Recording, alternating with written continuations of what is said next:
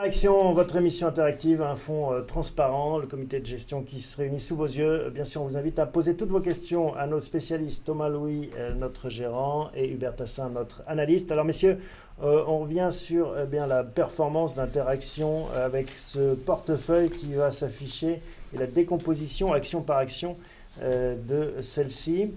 Alors, on va voir. Palmarès. Oui. Au palmarès des contributions de cette semaine, nous avons... allez, on va commencer par les mauvais élèves parce qu'il y en a une qui m'agace particulièrement. Oui, il y en a une dont on va parler. Qui s'appelle Néopost, dont les on chiffres... y a beaucoup cru, pourtant, au Néopost. Ben, on y a cru. On parlait de transformation numérique. Bon. Oui, et en fait, ce qui est grave, c'est que là où on les attendait, c'est-à-dire dans le mailing, ça se passe pas très bien. Donc, les perspectives sont pas bonnes. Le titre perd 7,56% et c'est le plus gros contributeur à la baisse de notre fonds cette semaine. Je ne vous cache pas que dans les conclusions qu'on tirera tout à l'heure, il y a un moment, il va falloir arrêter et on va probablement couper la ligne Néopost. On ne voit pas la stratégie, parce qu'on voit pas la stratégie de mailing marche moyen ou peu. Donc la croissance, ça ne marche pas. C'est une valeur très exposée aux États-Unis, donc c'était une idée du pari. Et par ailleurs, la stratégie financière, avec une recapitalisation un peu compliquée d'une croissance, laisse perplexe. Donc bon, ça, et puis c'était une petite valeur dans ce portefeuille qui est quand même plutôt constitué de gros poids lourds. Donc on peut trancher le suspense. On vend Néopost. On va vendre Néopost, oui. Donc toute la ligne qui restait 1,66%. Ça a été dur, on a été fidèles. Oui, on a essayé de soutenir, mais bon... Allez, on sort de Néopost. Voilà une première information. On voit qu'on a 3 valeurs de TMT qui sont dans le bas du classement, même si on croit beaucoup à ce secteur. Alors, le problème, c'est que là, on est sur une vision semaine et que cette vision semaine, elle tronque la performance annuelle de ces titres. Dans des périodes de volatilité comme celle qu'on a connue, vous avez eu des baisses assez importantes sur des titres qui n'avaient pas encore baissé, dont ceux-ci. Et la reprise est allée d'abord sur des valeurs défensives, dont Total et Sanofi. Donc, rien de bien étonnant. Il est probable que ces titres rebondiront dans les semaines qui viennent. Du côté des bons élèves, cette fois, Solvay, Air Liquide, Peugeot dans le tiercé gagnant. Alors Solvay a réuni les analystes financiers et nous avons une rafale de relèvement des estimations. Donc ça conforte le choix d'une cyclique qui était la bonne du secteur, parce que Solvay fait plutôt mieux que Arkema, par exemple. Donc, l'actualité des valeurs, sinon, qu'est-ce qu'il y a cette semaine Oui, Solvay, c'est important parce que c'était un vrai Solvay, choix. On les attendait sur les économies. Ils avaient une prévision d'économie de 670 millions d'euros. A priori, on va être autour de 800 millions d'euros d'économies à horizon fin 2016. C'est quand même une très bonne nouvelle.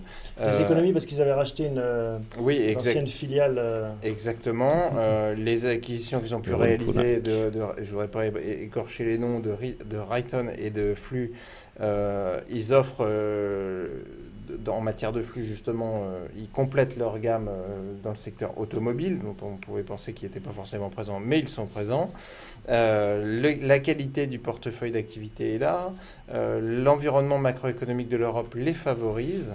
Le soutien du dollar est important et la valorisation reste encore attrayante.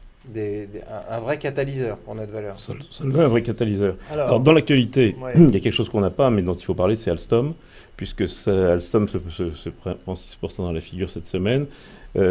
Doute, ou en tout cas renégociation des conditions dans lesquelles General Electric va acheter une partie de l'affaire. Alors la question, c'est, on se prend 6% dans la figure, est-ce que c'est intéressant d'acheter, de spéculer?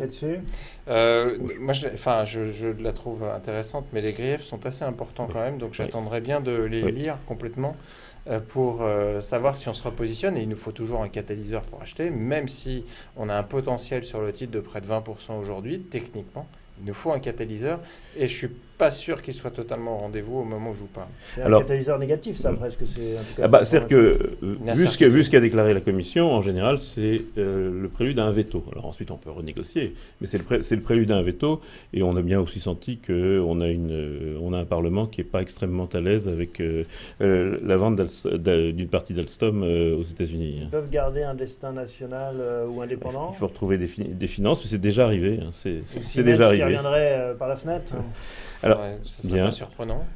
Autrement, Capgemini, augmentation de capital. Le prix a été fixé à 7,50, c'est-à-dire de 2,5. Ça s'est placé. Ils disent en 40 minutes. Vraiment. Pourquoi est-ce qu'un groupe comme ça fait une augmentation de capital, fait appel au marché? Pour aller vite, pour maintenir la part de marché. Ils sont sur une très bonne dynamique, ils sont extrêmement sollicités en ce moment.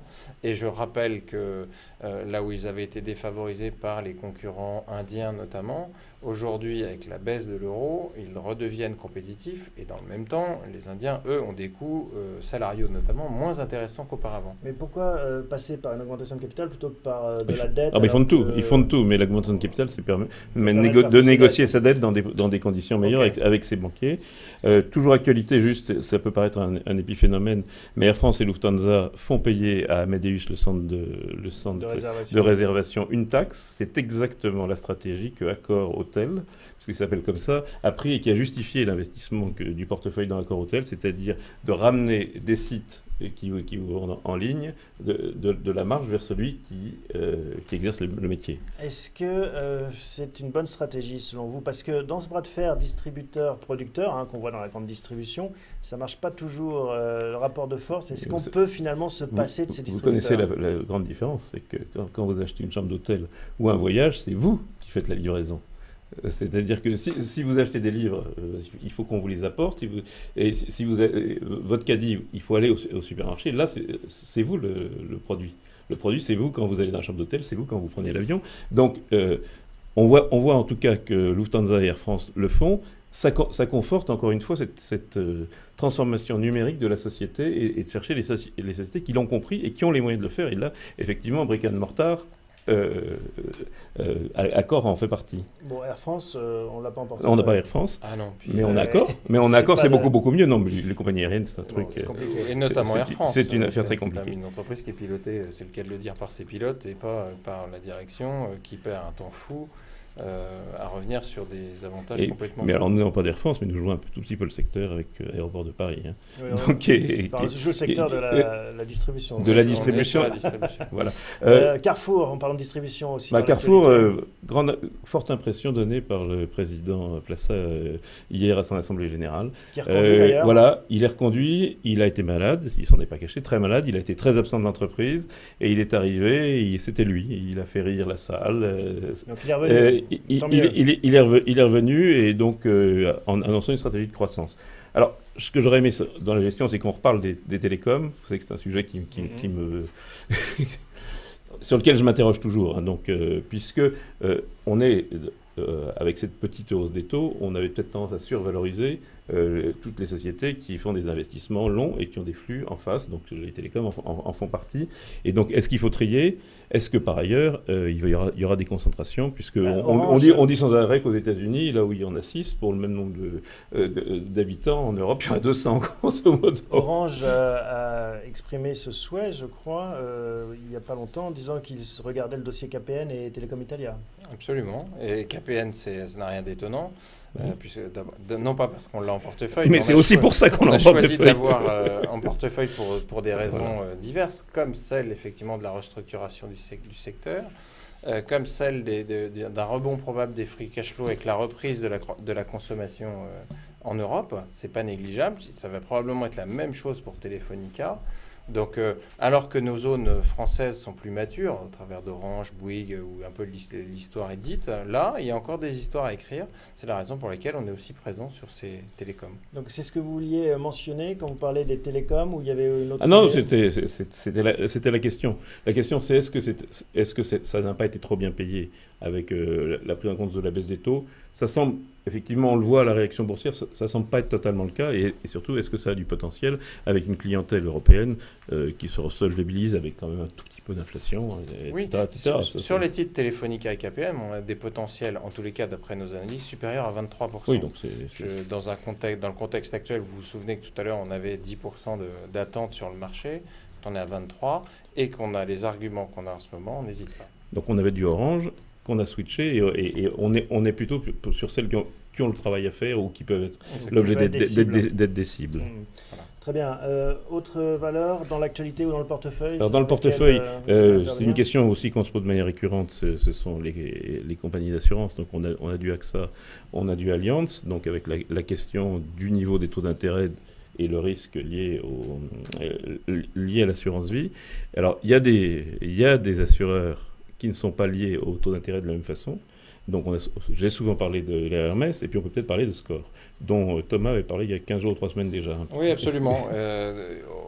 SCOR, c'est de la réassurance. Donc justement, peut-être pour préparer un arbitrage d'AXA vers voilà. SCOR, la réassurance, effectivement, leader du marché américain de la réassurance vie, c'est pas négligeable, 27% de part de marché, c'est important, non, c'est considérable.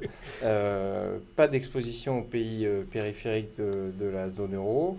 On est plutôt dans un profil qui est bien réparti géographiquement.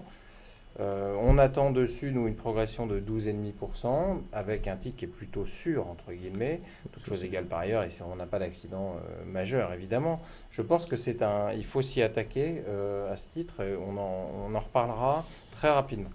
Bon, moralité, on a cédé notre ligne Néopost cette semaine, on décide de la vendre, on met sous surveillance favorable SCOR. Absolument. Est-ce qu'il y a d'autres arbitrages qui vous tentent Pas pour l'instant. Pas pour l'instant, on a vu l'essentiel. On a déjà dit, cette consolidation qui n'est pas un crack, hein, cette consolidation, ça a ramené, si on fait le CAC 40, ça bouge plus beaucoup. C'est peut-être la semaine prochaine, la semaine d'avant, il faudra peut-être se placer en amont des publications de résultats qui interviendront à partir du 14 juillet pour faire rapidement. Eh bien, rendez-vous donc la semaine prochaine, même endroit, même heure, pour faire le point sur cette actualité boursière et sur ce portefeuille interactif. Merci messieurs, merci à vous tous de nous suivre. À la semaine prochaine. À la semaine prochaine.